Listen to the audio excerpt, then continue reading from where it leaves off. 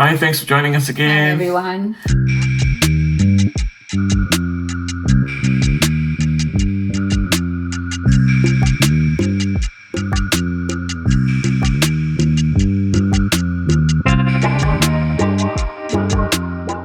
Yeah, I think what happened was that we left everyone, including ourselves, in suspense as to how the renovations were going to be done remotely. This video is going to cover, did the contractor do a good job? Was it up to standard?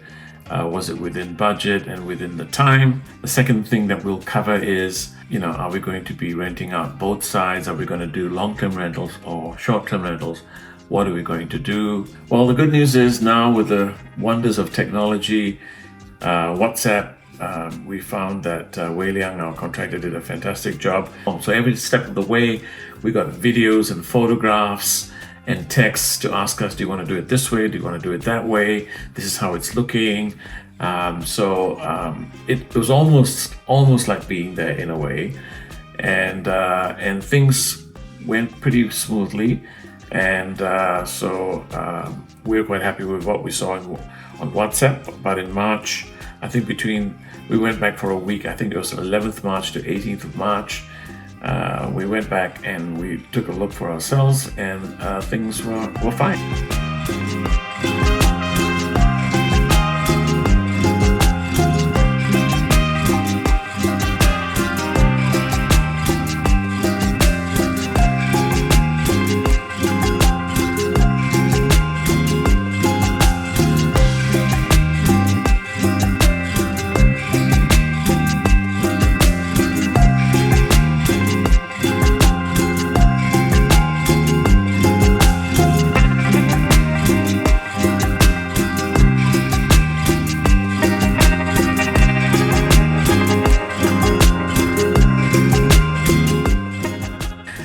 What we did do is we did put a grill across the bathroom of the studio unit. We felt this is really important for ventilation. Otherwise, out of security concerns, you might leave the windows closed. The ventilation there will be poor, and that's not good for a bathroom.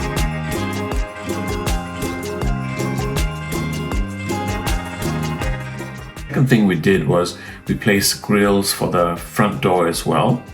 Front gate as well, so in front of the two doors.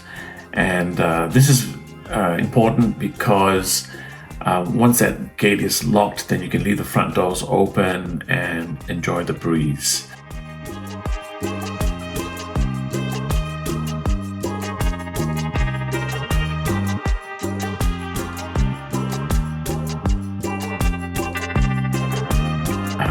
What else did we do? We closed up we bricked up the connecting door between the 2-bedroom and the studio.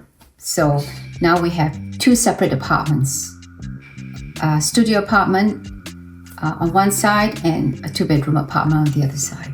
Yeah, we love the fans that they have in Johor Bahru. They're all remote control, and they have a light unit as well. So we put quite a few of those in, and it's worked out quite well. We're quite happy with that.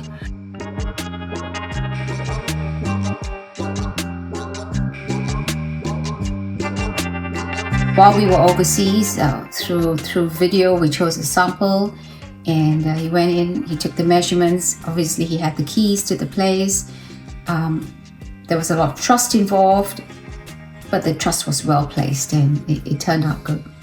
Turning to showers, what we find very interesting in Johor Bahru generally, or at least all of the Airbnb places we've stayed in Twin Galaxy, is everyone seems to be quite comfortable not to have a shower door or even a shower curtain. So the bathroom is wet every time you bathe. That's something we weren't quite used to. So for the studio unit, we actually did a glass shower door. And for the 2-bedroom units, we've just placed shower curtains for the time being. So we can upgrade that to glass shower doors if we wish to in future.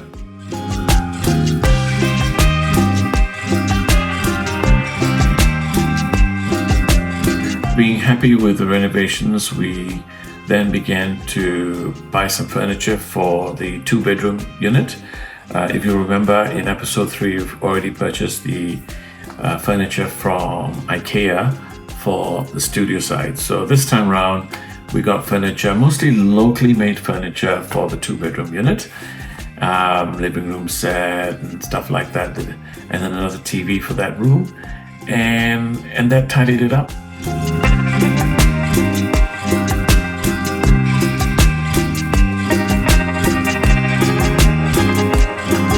That was it. That was all the renovations done. So having covered that, we can then go on to speak about the next topic, which is whether we rent it long-term or Airbnb, which unit should we keep for ourselves, which unit should we rent out. These were considerations we had over several weeks, thinking, what should we do? Yeah, originally we thought, okay, let's do Airbnb for both sides. That way, whenever we want to stay, whether it's going to be the 2-bedroom side or the 1-bedroom side or just the whole unit, if we were bringing our family across, that would have been nice. But as we thought about it, we realized there's a difference between Johor Bahru and Australia, and that is, in Australia, if you do short-term, if you do Airbnb on a property, we know that the amount of returns you get is very much higher than long-term rentals. Whereas in JV, it's about the same. There isn't really much difference. And on top of that, if you put it on short-term, you worry about whether it's being occupied. You might have to keep checking with whoever you've appointed to do that. So based on all of that, we came to the decision that, look, let's just put the studio on long-term rental, and that way we don't have to worry about it. Some money is coming in every month to cover the cost of the apartment, the maintenance fees and all of those taxes and whatever it might be. So we got hold of Yvonne. Yvonne's the agent who we purchased the unit through, and she was the one who secured a tenant for us. So it worked out well because we for the moment, keeping the 2-bedroom for our own occupation when we travel to JB, which is quite regularly for us and our kids and our family.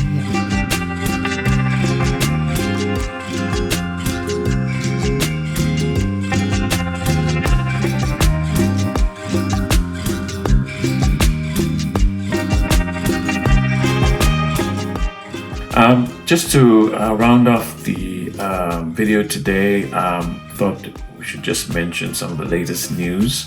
The RTS seems to be progressing well. There's a change of leadership in Singapore. It is now April 2024.